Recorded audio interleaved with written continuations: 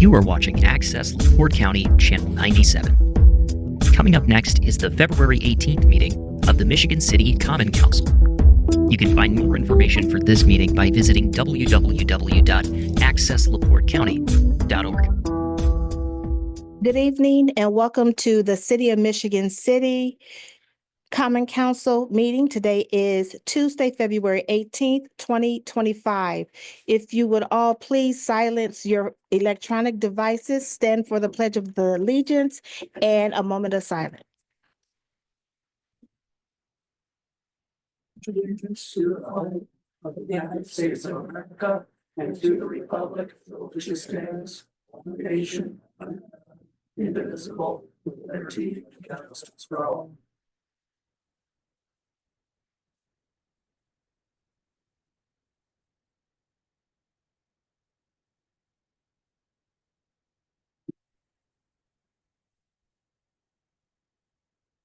Madam Clerk, on roll call, please. Mr. Beatrice, Present. Mr. Coulter, Present. Mr. Dabney, Present. Dr. Cora, Present. Ms. Lee. Present. Ms. Moldenauer, Present. Mr. Nelson, Mr. Prespolinski, Present. and Ms. Tillman. Present We have and 8 present and 1 absent.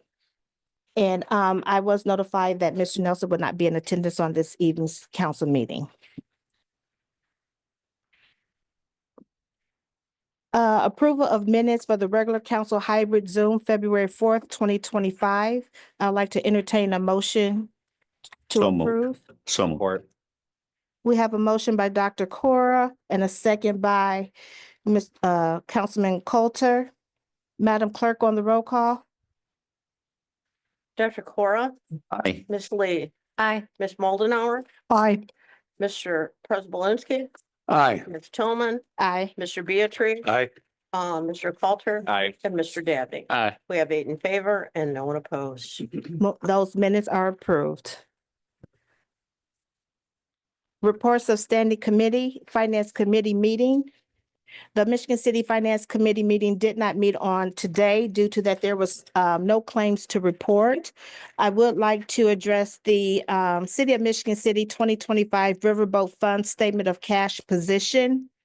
Fund 2235 Riverboat Fund ending balance for the fiscal year to date, February 28, 2025, $493,323.31.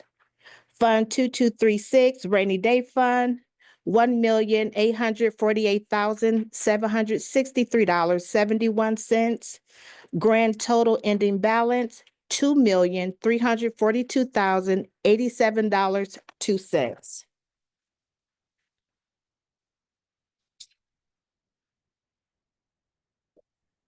Moving on to the agenda, we are on reports from boards and commissions. Are there any reports from boards and commissions at this time? Yeah, Madam President.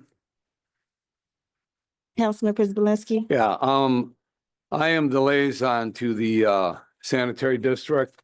And with that being said, I just wanted to bring it up to everybody's attention that in the month of February, the refuse department is sending out information on the what to know about special pickups and fees. And did you know garbage pickup changes? So all the changes in the refuse pickup here in Michigan City that are coming on and are online now are in that notice. So everyone, every resident should be receiving a notice in their water bill in the month of February. Thank you. Thank you, Councilman Prespolinski. Councilwoman Lee? Thank you. I am the liaison for the Women's Commission, and as March is National Women's History Month, they are celebrating the International Women's Day celebration on Saturday, March 8th from 1 to 4 p.m. It's a free event. It's at the Senior Center. If you are interested in joining, it can be found on the website or different Facebook pages, on different social media pages. You can find the link to sign up. So we hope to see you all there. Thank you, Councilwoman Lee. Councilman Beatrice? I'm the liaison for the Veterans Commission. The Veterans Commission hasn't been meeting for almost ever for years, I think. But they met today from between 2 and 3. There were 11 people from the community there and 3 of the 5 commission members. So they had a quorum. They elected officers. Danielle Corley is the new president. The vice president is Keith Devereaux.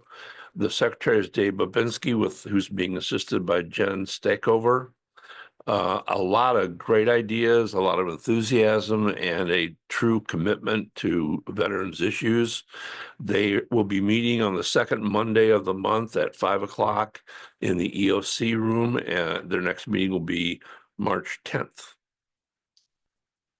Thank you, Councilman Beatrice. Next, moving on to reports of special or select committees. Are there any reports or special or select committees? There are none. Moving to reports from mayor or other city officers and departments. Reports from mayor or other city officers and departments. Madam Clerk, are there any petitions this evening? There are no petitions this evening. Madam Clerk, if you would, read communications. Correspondence was received in the clerk's office on February 12th from Elston Grove Neighborhood Association regarding the reappointment of Lori Henderson representing the Elston Grove to the Michigan City Tree Board. Correspondence was also received on the 7th from Baker Tilly Municipal Advisors regarding the tax increment report. Thank you, Madam Clerk. Madam Clerk, on first resolution. A resolution by title only approving submission of application for a grant to the city of Michigan City from the U.S. Department of Transportation, FTA, for the operations of Michigan City Municipal Transit System and supporting the local match for said grant. And this is introduced by Ms. Tillman. Thank you, Madam Clerk.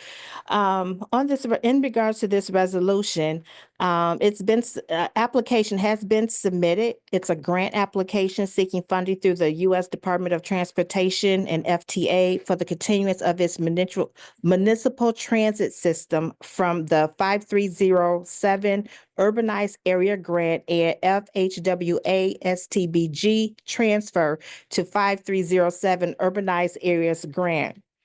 And one of the reasons or the purpose of the grant and the proposed use of the grant funds will be used for operating assistance, including labor, fuel, administrative, maintenance costs, rolling stock, and related supplies.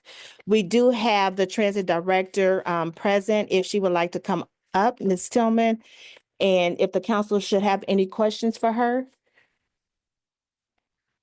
And if you could just elaborate a little bit more in regards to the matching grant. Greetings.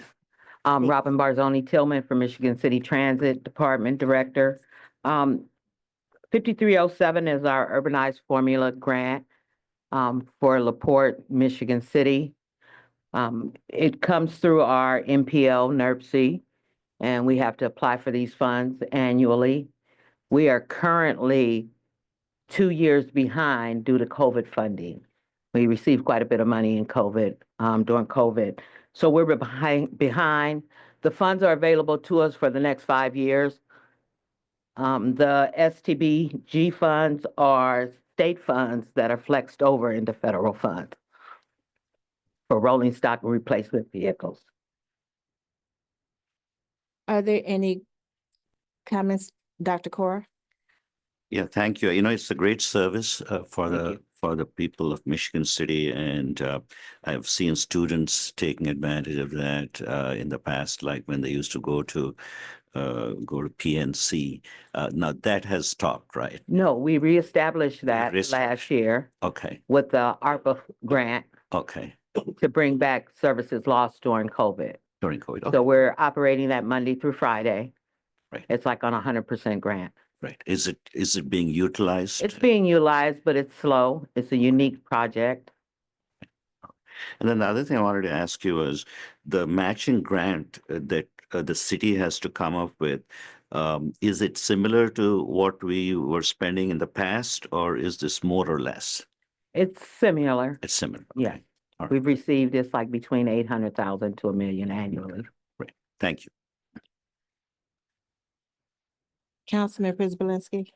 Yeah, Ms. Tillman, you said that the PNC route is slow.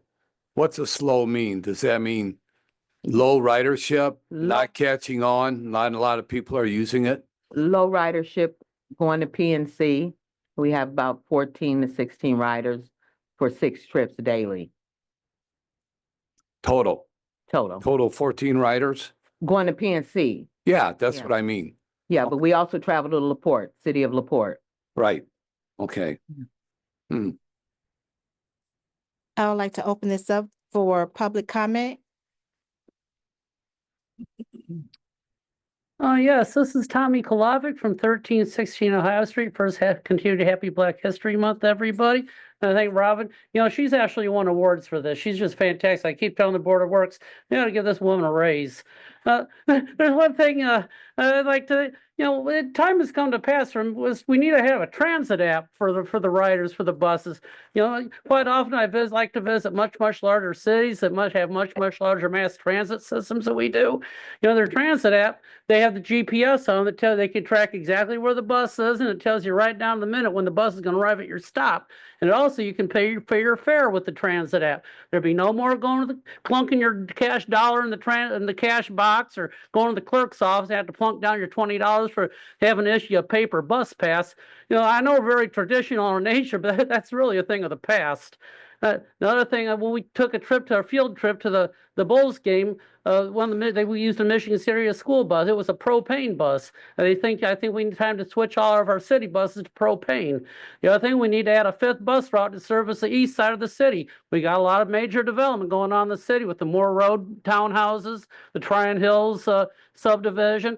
I know our the Tall Timbers, when in 1969 never had a fixed bus route system. I think we finally need to have a bus serve that side. I know there's going to be a major workforce development housing project going in on that side of the city too. A little birdie told me she don't want to know what the site plan is yet, but I think that's something else we need. And thanks for listening. I'll talk to you later. Thank you. Any other public comment? We'll take the one online, please. Hi, that's me. Yeah, that's me. My name is Bonnie Schaff. I live at 111 Wilshire Ave in Michigan City. And if I were able to be at the meeting tonight, I would be there with Mrs. Faye Moore and Miss Dale Cooper, who are also on Zoom tonight with me. But we all want to thank you for the resolution that you passed last year, naming March 1st, the Celebrating Naomi Anderson sorry. Day. Without due respect, we're discussing the transit grant at this time. Oh. We have not gotten to the Naomi Anderson's resolution, but we will like to Okay. allow you to address it at that time. Okay, I'm Thank sorry. I you. thought this Oh, was no public problem at comments. all. I'm Okay. sorry. Thank you. Okay. Are there any more public comments regarding this resolution at this time? Any other public comments? Public comments are closed at this time. Public comments by the council? Yeah. Madam President, getting back to the PNC and the ridership, and I don't know how much money is used out of this grant or will be used out of the grant to go to PNC, but do we calculate how much it costs per trip to go out there for a total amount of 14 people to use it on a daily basis? None of these funds are utilized on the Transit Triangle route. That is a separate grant, 100% grant to restore services that were lost. And they recognize that it's going to take time to build. We have about 3 years worth of funding at 100% for that route. Okay, and we started that back this year? Or, 2024. okay, 2024, Mhm. yeah. And it Right. was shut down in 21, I believe, So how long has it actually been in operation again? 2015. No. Service. Again, in 2024, when you started up In again? March, been 1 year. Okay, all 1 right, year at this point. okay. Dr. Cora? Madam President, I have one suggestion, Mr. Tillman, and that is regarding the availability of transportation to PNC. Maybe we should make sure that the students at the high schools are aware of this opportunity for them to utilize that, because this is a great, several years ago when I first ran for county commission and I started serving, and Chancellor Dworkin requested it, and that's the reason why we pushed for it. And there was some utilization, but not a whole lot. But I think if more people become aware that it is available, probably they'll utilize that service. Yeah. Before COVID, it's like our numbers were gaining and the route was more popular. The shutdown did hurt our system and it slowed down. Transportation has to be reliable. That was one of the worst things we could have done, was shut the service down at that time. It has to be dependable. Councilwoman Moldenauer? Yes, I just really want to thank you for all the hard work that you and your drivers do, and it's a much appreciated service for the city. And I will put it in a word for the residents in Ward 6 that we do need services out at Tall Timbers and the mobile home properties that are out there. But also I would advocate for those 16 students that are able to go to PNC that otherwise wouldn't be able to do that, Right. because they're continuing their education, they're building a future for themselves, and they're going to be such better citizens of our community because of that. So if it's 100% funded by that grant, then I have full support for it. Thank you. Thank you. May I entertain a motion? So moved. We have a motion by Councilman Beatrice and a second by Dr. Cora. Madam Clerk on the vote? Ms. Lee, Aye. Ms. Moldenauer, Aye. Mr. Preselinski, Aye. Ms. Tillman, Aye. Mr. Beatrice, Aye. Mr. Coulter, Aye. Mr. Dabney, Aye. and Dr. Cora. Aye. We have 8 in favor and no one opposed. Motion carries. Thank you.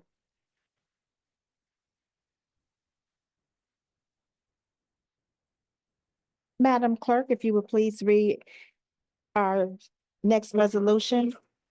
A resolution by title only, supporting House Bill number 1026, prohibiting marijuana advertising within 1,000 feet of the school property, playground, and youth program center, a public park, a public library, or regular route of public school buses. And this is introduced by Mr. Preselinski. Are there any comments from the sponsor? Yes, Madam President, I'd like to introduce this resolution, resolute with substitution. Yes, Council Yeah. President. So I'm making a motion to amend the resolution by substitution. I'll entertain a second. Support. We have a motion by Councilman Preselinski and a second by Mr. Beatrice. Madam Clerk on the vote, please. Ms. Moldenauer, Aye. did you say aye? I'm sorry. Mr. Preselinski, Aye. Ms. Tillman, Aye. Mr. Beatrice, Aye. Mr. Coulter, Aye. Mr. Dabney, Aye. Dr. Cora, Aye. and Ms. Lee. Aye. We have 8 in favor and no one opposed. Motion carries. Okay, thank you. And what I'd like to do, instead of the clerk reading this by title only, is I'd like to read it myself. Okay, Go ahead, Mr. Preselinski. pardon? Yes, if you would read, Okay. please. And I know that some council members have just received this, I guess, and I will read it and emphasize the important parts of it, but I think it'll be pretty straightforward once you look at it, read it, and get the concept of it. Supporting Bill number 166, prohibiting the advertising of products containing marijuana in the state of Indiana.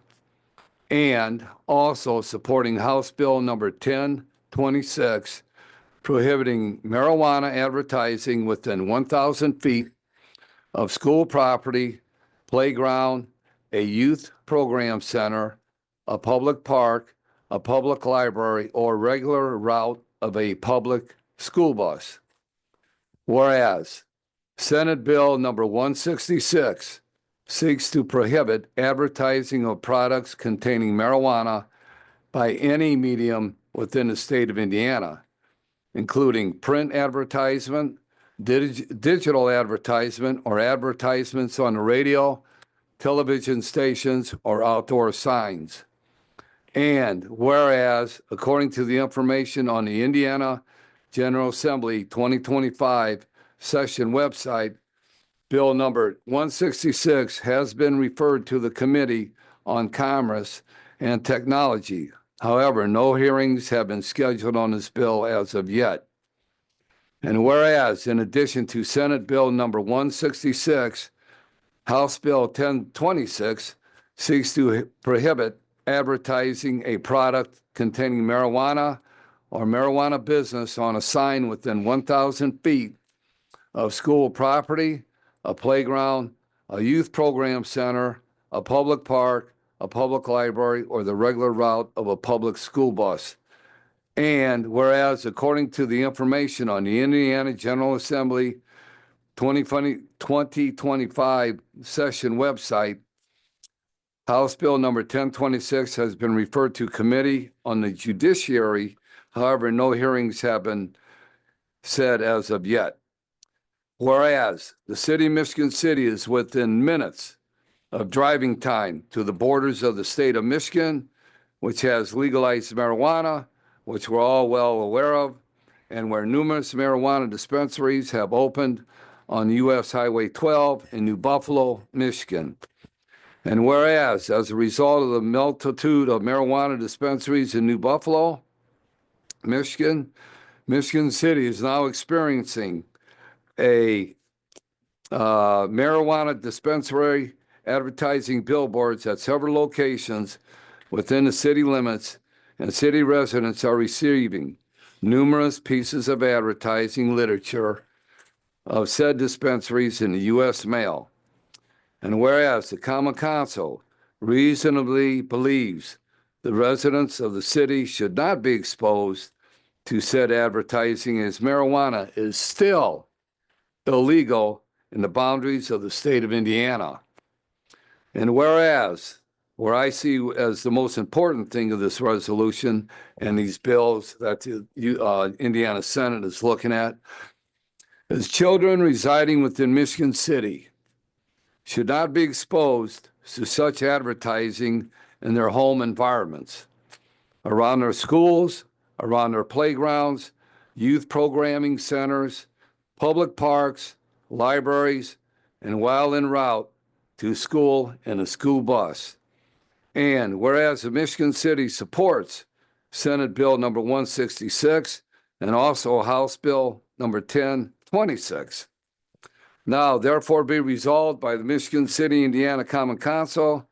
The aforementioned whereas sections are incorporated herein as if fully set forth. The city supports Senate Bill number 166 and also House Bill number 1026. And if passed, the city clerk is directed to forward a copy of this resolution to the following members of the Committee on Commerce and Technology. And there's 11 Indiana senators, and I'm not going to name every one of their names. And the city clerk is then directed to forward a copy of this resolution to the following members of the Committee on Judiciary, which there are 13 members of that committee. And this resolution shall be in full force and effect after passage by the Michigan City Common Council and approval by the mayor and introduced by Councilman Przybylski. Thank you, Councilman Przybylski. I'd like to open this up to public comments. Public comments are for 3 minutes, and public comments will not be yielded over to someone else to obtain your time. Thank you. Yes, this is Tommy Kolovic from 1316 Ohio Street. And once again, it's like Burl Birdwell used to say, you know, you go up to New Buffalo, Michigan nowadays, chicken pot pie is a 3-course meal. And I just want to say, like Councilman Preselinski, so I'm kind of sick and tired of getting all their marketing material and advertised letters in my mailbox through the United States Postal Service. I go out to my mailbox, they go right from the mailbox to the recycling receptacle. So I just don't think we should have that here because it's a controlled substance here. You know, let all the people in Michigan, Illinois, and all the other states they have leave it out of Indiana. Thank you. Thank you. Public comment? Hello, Council. Scott Mellon, 200 Kenwood Place. I appreciate the sentiment expressed by Councilman Preselinski. Do we have current regulations on advertising within the city limits as far as alcohol and tobacco within 1,000 feet of a school or church? Common things like that. If we do, then I would feel safe saying we could add a prohibition against marijuana to those existing statutes. If we do not have existing laws barring advertisement, I say we don't enter our feet into this. This is that you've got First Amendment issues here. The state is actively debating this for possible statewide prohibitions. I think we should wait for them before we get involved in something like this. You know, there's private property rights. So this advertising, unless somebody's leasing city property for a sign, I don't see that we have control over what goes on that sign. Now, for city-owned property that's leasing a sign, clearly we can control what goes on there. But we can't protect kids from the world. Do you think kids don't know what's available across the border? They know. You know, and us clutching our pearls about this advertising, I think is sort of an example of bureaucratic overreach. And it's not for a city council to decide, in my opinion. Although I do understand and even agree with some of the sentiments. I don't like seeing the billboards myself. It's like, how can they advertise to us? It's illegal for us as Indianians to use that product. So it does seem kind of silly, but if they want to waste their money, I don't think we should get involved. Thank you. Thank you, Mr. Nealon. Public comment. If there are no other public comments are closed. Public comments by the council. Councilman Dabney.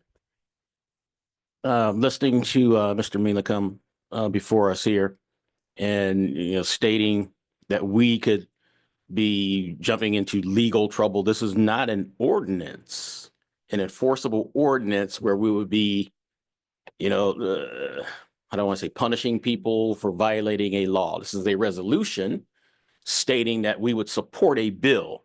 So there would be no legal ramifications from the council in regards to us making a law to have penalty for anything like that. It just is just stating that we would support House Bill 1026. So I don't see how we would be trying to control anything that would be happening with what would be an ordinance or a law in that case. So I understand the sentiment though, but once again, this is not an ordinance being passed to punish residents or anybody who would be advertising or anything. That's just saying we support the bill. Councilwoman Lee. Thank you. Yeah, I am in support of this for a couple different reasons. While marijuana is still illegal in Indiana, as we're receiving advertisements, people are still being charged in Michigan City for possession of marijuana. I see a conflict of interest there. So if they're able to advertise here, I would appreciate that on that aspect. But also as a public school teacher, we have students who are vaping in the bathrooms, both in middle school, high school. And so when these things are advertised constantly, it makes it more okay for the kids to have access to it, for the kids to, what's the word I'm looking for? Partake. Consume, but like normalize it. It makes it normalized for them and acceptable. Yeah. So I am in support of this for those reasons. If marijuana becomes legal in the state of Indiana, then I am okay with coming back to the drawing board and, this would be a different discussion. But still, as long as people are being charged with possession of marijuana in Michigan City, I'm in full support of this. Councilman Coulter? Thank you, Madam President. And then also getting back to Mr. Meelan's comments, this would put the requirements for advertising marijuana in line with tobacco and I believe alcohol at the state level. So I'm in favor of it just for that reason. You don't have ad billboards for American Spirits or Corona, although I think you can get billboards for beer. I've seen them around.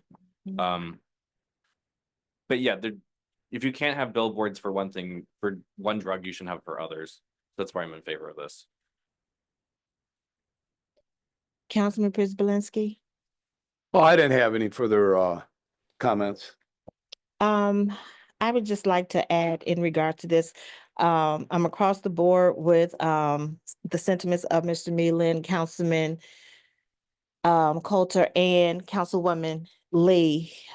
My take on this would be, if that is the case, then all advertising in controlled substance, alcohol, tobacco should all be prohibited if that is the case. And sadly, as Ms. Lee has indicated as well, that if they see it, that does give them the hints that it is okay to do so or to partake in to those things. But again, that will also fall on the legalities of it not being legalized, let's say for LaPorte County. Then that would have to look at things where a few years ago under past prosecutor, to where in some states too, where they were releasing individuals because of just marijuana charges or reducing those charges or reducing the charges of marijuana. So once they all come together and decide or how they will legally enforce those measures, that's really a fine line, again, as far as what the legalities would be for someone that is actually caught in this. And then as far as putting that advertisement out there, are we saying that, yeah, it is okay? So by doing this for right now, I agree with Councilwoman Lee that we can always come back to the table to move this further along if for whatever reason, if the state decides to legalize it. I would like to entertain a motion on this resolution at this time. So We have a motion by Dr. Cora. May I entertain a second? Second. Support. Yeah, Madam President, if I may. We have a motion on the Okay. floor right now. You Yeah. can, if you can hold your comment till we're finished. We Mhm. have a second by Councilman Dabney. Madam Clerk, on the vote, please. Mr. Prisbalinski, Aye. Ms. Tillman, Aye. Mr. Beatrice, Aye. Mr. Coulter, I Mr. Dabney, Aye. Dr. Cora. Aye. Ms. Lee, Aye. and Ms. Moldenauer. Abstained. Have 7 in favor and 1 abstain. Councilman my apologies, the motion carries. Councilman Frisbee. Yeah, I just had one comment referring back to the comment that was made that, we don't ban cigarette or advertising on alcohol, advertising on cigarettes, but alcohol and cigarettes are not illegal in the state of Indiana. And that's why we're doing what we're doing here, to support the state Senate, okay, to support the state Senate and the General Assembly to protect our children. And, we all know right from wrong. And if we're going to do it, we're going to do it.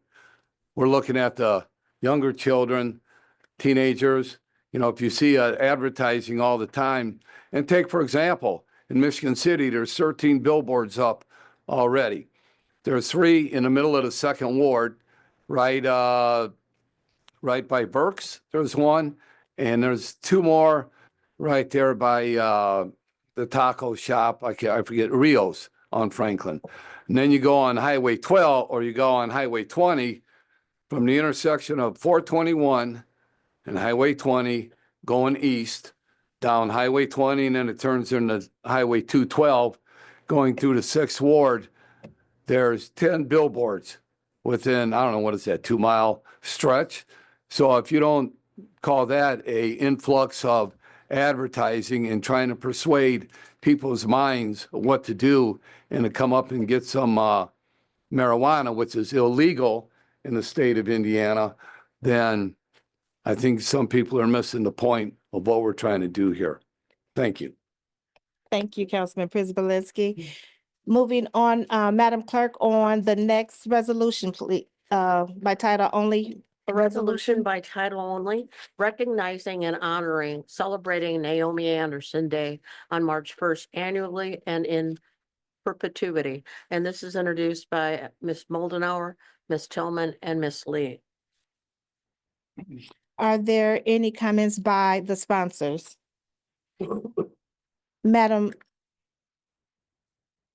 Councilwoman Moldenauer, if you would please read this resolution aloud. Thank you very much for the invitation, and I accept it. Whereas Naomi Bauman Talbert Anderson was born in Michigan City, Indiana on March 1st, 1843 to free Blacks Elijah and Gilly Ann Bowman, and whereas Naomi Anderson was initially barred from attending the segregated public school until the school read her poetry, and then she was invited to public school in Michigan City, Indiana, which was the only formal education she received. And whereas at age 26, Naomi Anderson spoke at the first Women's Rights Convention held in Chicago, Illinois, becoming a public figure known throughout the country as a controversial and fiery speaker. And whereas Naomi Anderson's writings were published in hundreds of newspapers throughout the United States, and she spoke to tens of thousands of people during her lifetime, advocating for human rights, women's right to vote, unions, orphans, temperance, and for, quote, a solution to the race problem. And whereas, with great courage, Naomi Anderson was known throughout the country for her eloquence, moral force, and life of activism while fighting the dual oppression of being both a person of color and female. And whereas, in the year 2020, the Michigan City Main Street Association and Celebrating Naomi Anderson Project team received an Indiana Humanities and Indiana Office of Community and Rural Affairs, quote, Preserving Women's Legacy, unquote, grant for recognizing Naomi Anderson with a sculpture designed by artist Bernard Williams, honoring her life, which has been installed in Charles R. Westcott Park at US 35 and US 12 in Michigan City, Indiana. And whereas, due to circumstances of history, Naomi Anderson has not received the national recognition which she so richly deserves, although she was a dynamic force, leaving an indelible mark on American history well beyond 1899, the year she passed on, leaving it to her hometown to honor their daughter of Michigan City. Now, therefore, be it resolved that the Common Council of the City of Michigan City, Indiana, honors the indelible mark on American history made by Michigan City native Naomi Anderson by naming March 1st annually in perpetuity, celebrating Naomi Anderson Day in Michigan City, Indiana. This resolution shall be in full force and effect after passage by the Michigan City Common Council and the approval by the mayor. Thank you. I'd like to open this up for public comment. Yes, this is Tommy Kolovic from 1316 West Ohio Street. I think it's great they're going to have this day to celebrate Naomi Anderson, the great woman suffragette from back in the day. I'm very proud that we have 3 beautiful women council members that are introducing this ordinance. I'm happy we have a very beautiful woman clerk and a very woman deputy clerk here. I also want to recognize that March 1st is also PFC Danny Bruce Day in Michigan City. This was made by a proclamation by Mayor Perry on March 1st, 2020. I think we all know Danny Bruce. He was the proud, brave Marine that paid the the ultimate sacrifice while serving his country in the Vietnam War, and he was presented posthumously by Richard Nixon the Congressional Medal of Honor. And I just think it's great day, a great week to celebrate both Naomi Anderson and Danny Bruce on March 1st about their life and their legacy and their times. Thank you. Thank you, Mr. Kulavic. Are there any other public comments? We have one online. Hi, my name is Bonnie Schaff. I spoke erroneously a few minutes ago, but I live at 111 Wilshire Avenue in Michigan City. And I want to thank you very much for considering this resolution to honor Naomi Anderson. She was born on March 1st, 1843, and was one of the most important people to come from the city in the 19th century. Certainly, she had, tens of thousands of people hearing her speak and reading what she wrote. And so I think it's very appropriate that we do honor her. It is her birthday, so that's why Nancy and the other council people chose that day to honor her. And we actually already have events planned for this March 1st, which is a Saturday, and we're going to meet at the library and have an introduction of a book that a local author wrote about Naomi Anderson, and also a film by Rana Segal, documentary about the making of the sculpture that's in Charles Westcott Park that Councilperson Moldenauer referred to. So we want to be sure to invite all of you to that, everyone in the city and city council members. And we thank you again for considering this resolution to honor Naomi Anderson. Thank you. Thank you. Last public comment. Public comments are now closed. Comments by the council. Madam President, I'd like to be added as a co-sponsor, please.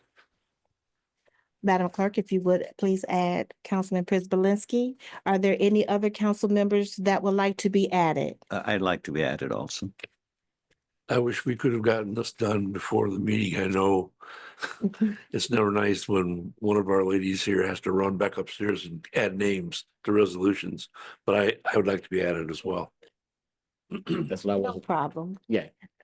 Councilman I wasn't going to do that because of that, but everyone who wants to be at it should just speak up now. So Amanda can go and put everybody's name on it. Last but not least, That would be all council members that is present. Madam Clerk, thank you. There are no more resolutions. Madam Clerk, are there any ordinance this evening? We had to take a vote. Oh, I'm sorry. May I entertain a motion, please? So moved. make a motion. We have a motion by Councilwoman Moldenauer and a second by Dr. Cora. Madam Clerk, on the vote, please.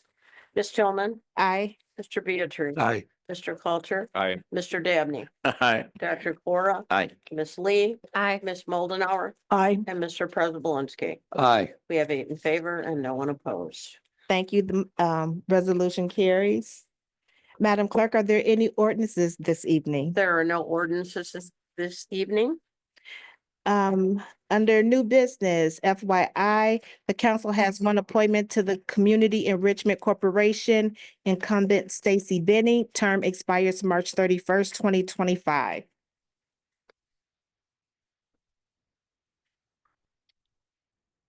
So moving on to unfinished business. Before we entertain the nominations that was presented to us at our prior council meeting, and the applicants that was nominated on was Cherie Wilson and Scott Meelan. We had this carried over for nominations for the revolving loan funds committees, which was tabled February 18, 2025.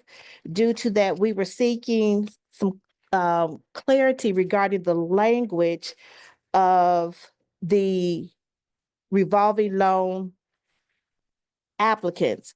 So I had reached out to both of our city attorney, Attorney Harris, and corporate counsel attorney Amber LePage. And in regards to that,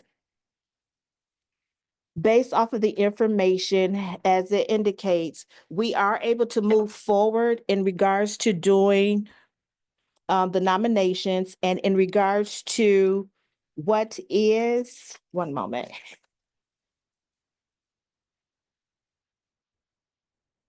What that position entails, as far as a loan officer, which is that individual will evaluate, authorize, or recommend loan applications. That person will entail or have experience of counsel borrowers through the loan process, help borrowers choose a loan product, provide information about lending products and banking regulations, process loan applications and paperwork. Also, in regards to this, it does not specifically indicate if this person holding these credentials, if they are currently in holding this title. So, and again, it is defined that I'm sorry, to look at the common definition of a senior per Webster's definition of senior is a person of higher ranking. I do believe we have both of those nominees present this evening. And we do, they're here for those that would like to know. I would just ask if each of you could just come up, give us 2 minutes of your interest in those positions. We already know, but just so that everyone else could hear, but moving forward, we are able to vote on this tonight. Ms. Wilson? In other words, if you could just come up and introduce yourselves.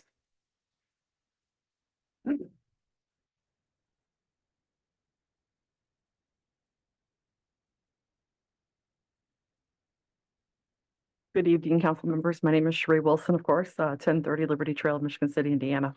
My interest in the revolving loan committee is that I come from a background of construction management and capital program management, and that I would like to help and aid those that are coming to our city with possible new businesses, help guide them, help them through the process, help them understand what their costs are going to be, and just to, as an overall tool to help our city grow in an economic development kind of manner. So that's where my interest comes in. Okay, thank you, Ms. Thanks. Wilson. Any questions from anyone? Are there any questions? There are none from the council. Mr. Meelan, if you would, please. Hello, Council. Scott Mellentur in Kenwood Place. I've come up here a couple times to try to explain what I've done. Councilperson Meldenhauer asked me to write up something. I don't know if that was shared or not. Yes, it has. I'm sorry it was so long. I used one of those new AI tools to make it sound better. And once you do that, I couldn't get back to my original. So it was a lot wordier than I meant it to be. One of the things I neglected to say in there, though, I was a loan officer as part of that too. I'm very familiar with loan products, but as I try to get through, my entire professional life has been making financial decisions, assessing people's creditworthiness, both as a realtor, as a private landlord, and as a loan officer. I'm well versed with lending. And I just ask me a question. I'll tell you all about the loan, but about loans. I don't really know what else to say. I'm an independent contractor. I've always been independent. I've not really had W-2 jobs for a very long time. Even as a loan officer, you're 1099. As a realtor, you're 1099. And as a private landlord, it goes on my Schedule E on my personal taxes. I've been master and commander of my business solely for decades now. So it's hard to define what I do. It's just, this is what I do. Pretty much all I think about is money, I hate to say. It's pretty pathetic that way. But I live in loans and lending and trying to structure, I call it good work. Those rent-to-own deals I said in my email, those are people who were foreclosed on. I bought their houses for cash and then developed a system where they own their houses outright, 100% ownership, no mortgages. For one deal, it was 36 months. One was 48 months, 100% ownership.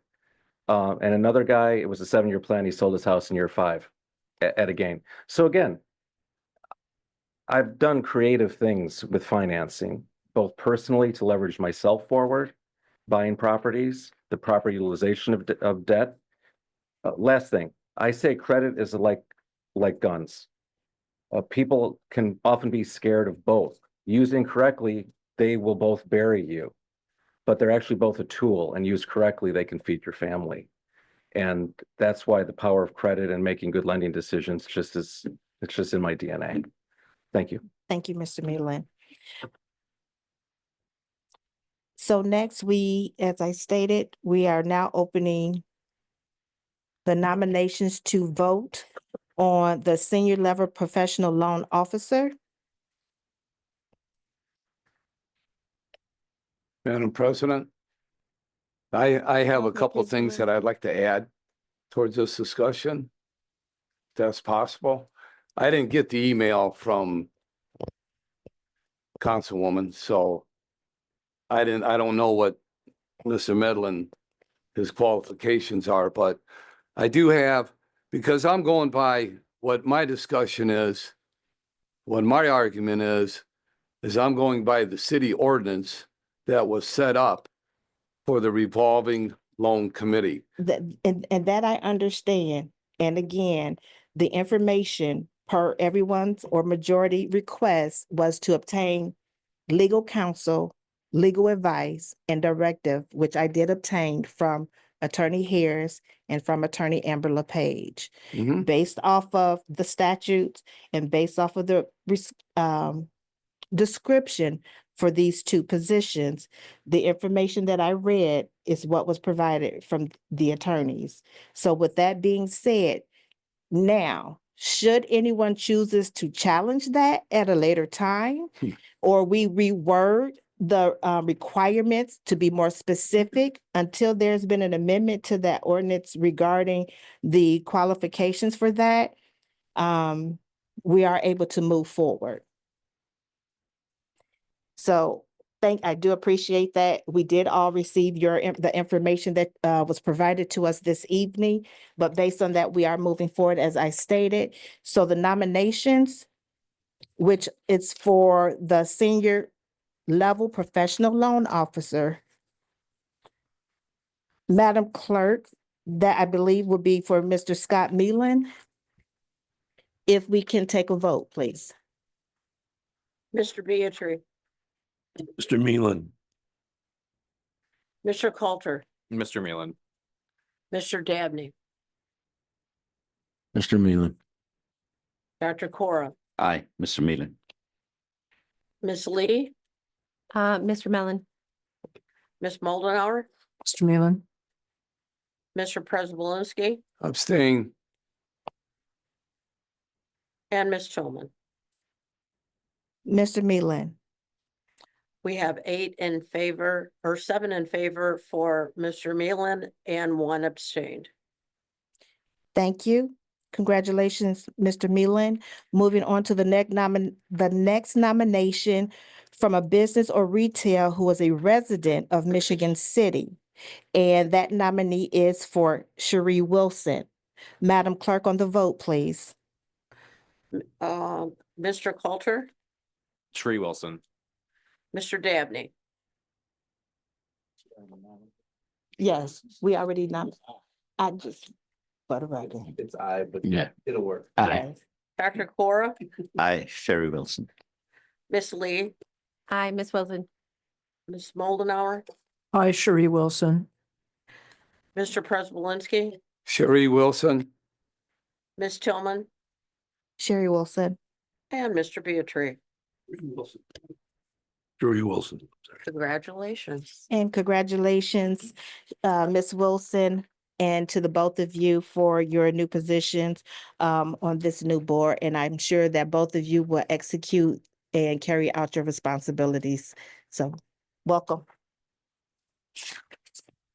Moving on, we are now opening up to public comments from the public. Public comments are 3 minutes, and keep in mind, these are comments and not Q&A. If you happen to have a question that needs an answer, we request that you please put that in writing, and you can address it either to the clerk of the course or to the individual council person. Ernie Hollahan, 302 Gladys Street. I need to touch on a couple of issues with Michigan City right now. We are in dire need of industry in this town. There's very few places for people to work anymore. It doesn't affect me, I'm retired, but the younger generation coming up, they got to leave town if they're going to find work because there's nothing left here for them. Very few factories. And another issue is affordable housing. I've been dealing with this for over a month now, trying to find a place for my granddaughter. She is living in Tall Timbers right now, but she has a notice to leave by the end of the month. And believe me, I have tried everywhere I can to find a place for this girl and her two boys to live in.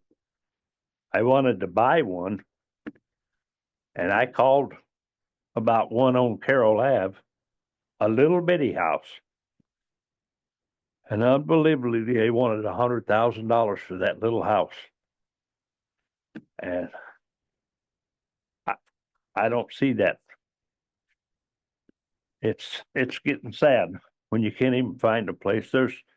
There's houses boarded up in town here. There's two of them over on Ohio Street right before the tracks boarded up. I don't understand why these houses are not being sold instead of just boarded up. And when the papers come out occasionally, you got 3-4 pages of tax sale properties.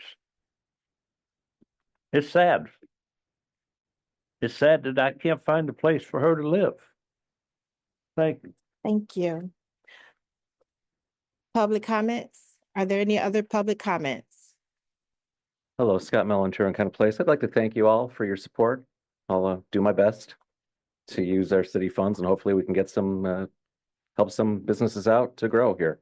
I also wanted to thank Councilman Dabney for clarifying the resolution wasn't ordinance or law. That was a little complicated for us lay people to understand, but supporting what the state decides is certainly fair. It's just a little confusing when it says you can't have signs along a bus route or something. That seems pretty hard to patrol. And kind of a counterpoint to the affordability of housing, if you can find $100,000 house and put 5% down, which is $5,000, at a 7% 30-year loan, that is $632. It is actually cheaper to own a home than to rent right now. The problem is it's not about it, and that the income taken to do that, I didn't figure that out before I stood up, is roughly $2,000 a month would qualify for this loan, which is not unobtainable. People have to work, people have to have good credit, people can't have big car payments, but they can buy a house if they really want to. You can even buy houses with as little as 3.5% down, conventional without FHA. So where there's a will, there is a way. It can be awfully difficult though. But I'm just saying, things aren't as expensive as people think. You just have to break it down the way people buy, which is on a 30-year term. And we're the most affordable market around the lake. We're just starting to normalize now. And I think it's long due that we are moving forward with our property values and so forth. And it's also to be known, we have hundreds of units of new housing being built right now. Michigan City is growing. And that is a good thing. It's been decades of stagnation. Thank you very much. Thank you, Mr. Middleton. Hi, this is Tommy Kolovic from 1316 Ohio Street. Well, continuing in Michigan City's fine tradition of championships, we want to give our heartfelt congratulations to the Michigan City Marquette girls basketball team. They won their sectional and their regional championships. Saturday, they beat Tri-County team with only 2 losses. They've been whipping right through the term, and they've just been dominating every phase of those games. They got their semi-state game against North Miami High School down there by the prison area down there. They're Denver, Indiana is the name of their town they're coming from.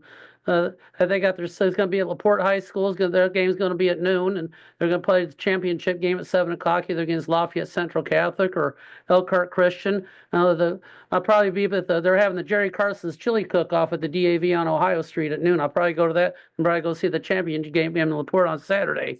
We want to mention, there's something really special going on starting March 4th. This is going to be the first time ever that we're going to be doing, Michigan City High School will be hosting the sectional, regional, and semi-state rounds of the IHSA boys basketball tournament. For decades, the IHSA boys basketball tournament is regarded the best basketball for high school basketball tournament in the nation. This is the first time we can, the students have always expressed to me in the past that they love doing things for their school and their city. It's about pride and spirit. That's never been done before. Never been done before. The one thing I'm requesting is we know how bad when the snow melts, and we're going to be having over that 3-week span. We're going to have 14 different schools coming here along with their fan bases. I know the LaPorte County Convention and Visitors Bureau plays a big role in this. They got their ad plate very prominently displayed right in front of the squares bench where Warren Foster and Chuck White and Stan Holdcraft do their announcing. Actually, Warren Foster, he's been doing chain gang for football and scorekeeping for the boy basketball for Elston Rogers, Michigan for 60 years. I just want to say, just have the crews out. I've talked to the county commissioners about this too, because the county now has a jurisdiction of 400 to have the litter picked up around the school and on the streets going to the school like Paz Road and the Cleveland Avenue Extension 400 North. Because the first this happens when I go to my work, guys. It's kind of the first impression you get when you come to the city, when you see the roads and you see all that. Just get out and pick up the litter, maybe after the snow melts or whatever. Just we want to get our best foot forward because we've always had all these different events and we've always we don't want to lose them like with other communities like you've done in the past. I know my time's up. Thank you. Thank you. Good job. We have one more public comment. Hi, Brian Gross, 830 West 6th Street. Is this on? Yes. Okay. To address Mr. Hallahan a little bit as far as affordable housing, I think there are a couple of things. One is that about 4 years ago, the planning department decided not to let property owners work on their own property. When you own 2 or 3 little apartments and you have to hire a contractor now, you have to boost rents. And there is nothing in city or state code that there is no law saying that. It's something the planning department made up. Which I hope is going to, hopefully this current administration is going to bring that back to where it was for decades. The other thing is in city ordinance, I believe the minimum size house now is 1,100 square feet.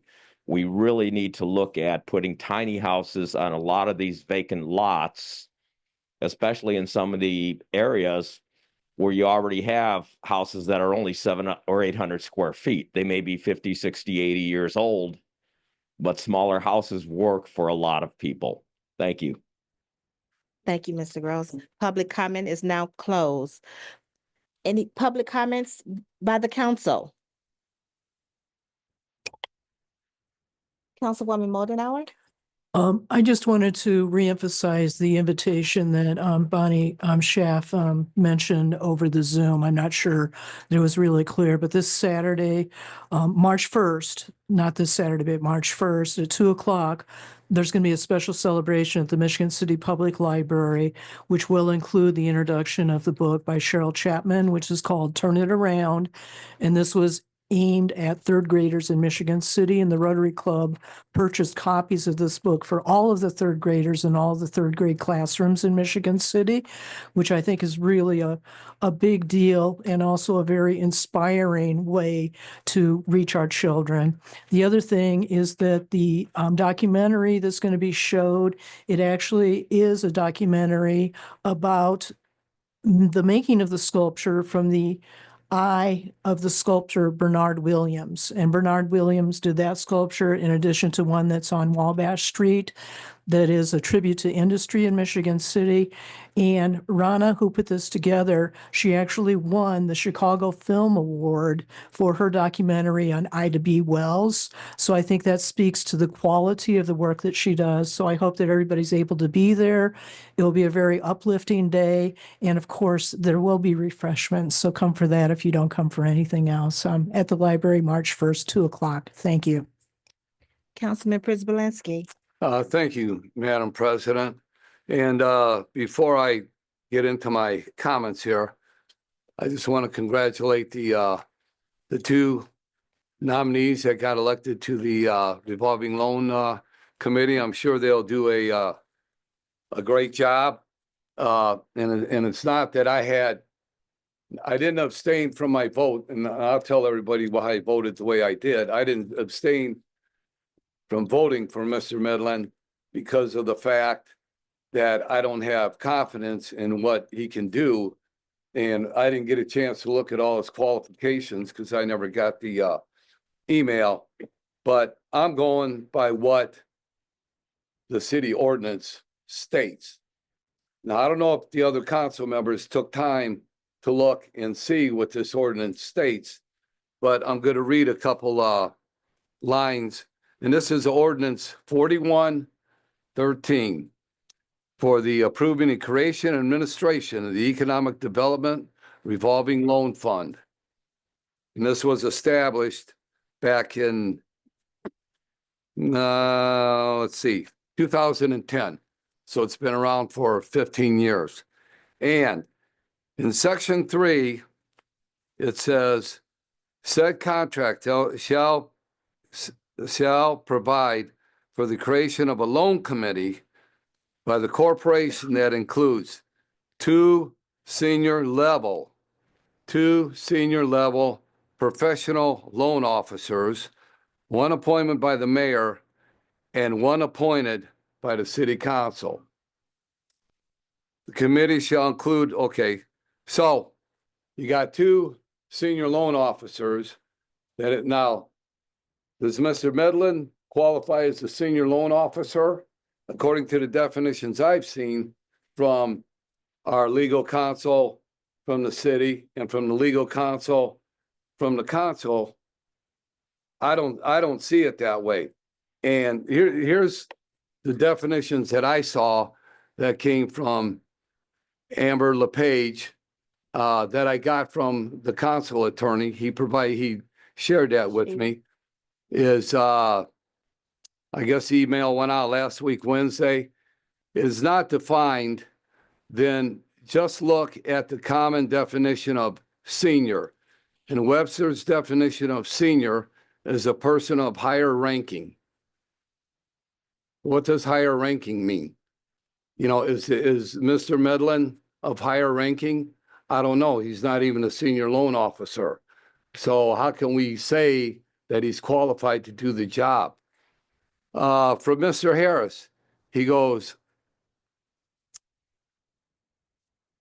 says, I agree and would also add that in order for a loan officer to reach senior, which is what we voted on today, a senior loan officer, states they would have to be employed by a financial institution and perform duties such as evaluate and authorize or recommend loan applications, console borrowers through the loan process, help borrowers choose a loan product, provide information about lending products and banking regulations, process loan applications, and paperwork. And I don't know if any of these qualifications or whatever the summary was that was sent to Councilwoman Mullenhour contained any of this. So I still don't understand where the qualification that Mr. Medlin has, according to what we got from both of our legal counsels that was provided to us by the council president this evening, how that plays into Mr. Medlin being qualified for this. And then if you go to Google, you can Google up senior level loan officer. And their definition is even, I think, a little more defined than what we got. It says you should have a bachelor's degree in finance, business, economics, or a related field, several years of experience as a loan officer, strong knowledge of credit underwriting, financial analysis skills, a deep understanding of lending regulations, and proficiency in financial statements analysis, depending on the jurisdiction of relevant, or maybe jurisdiction, a relevant license may also be required. So I wanted to share that with the council so that when appointments come up and an ordinance says what it says, we have to go by what the law says and what the ordinance says, not by what we think or by a citizen coming up here and explaining their case of why they think they should be and why they should have that appointment.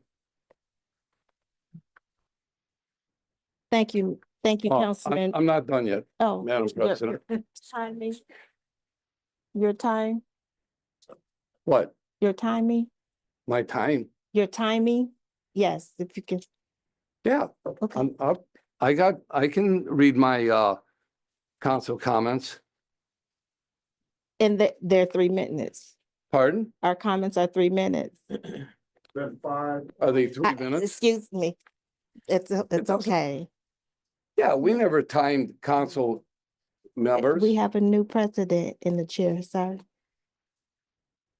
Okay, well, I have a couple comments that I just want to share on city employees and the fine job that one city employee did. Okay, Mr. Chris Carter. Mr. refuse Presidency, with all superintendent- due respect, Pardon? with all due respect, the time has lapsed. And we would like to air if there's any other council members. If not, then we'll carry that over.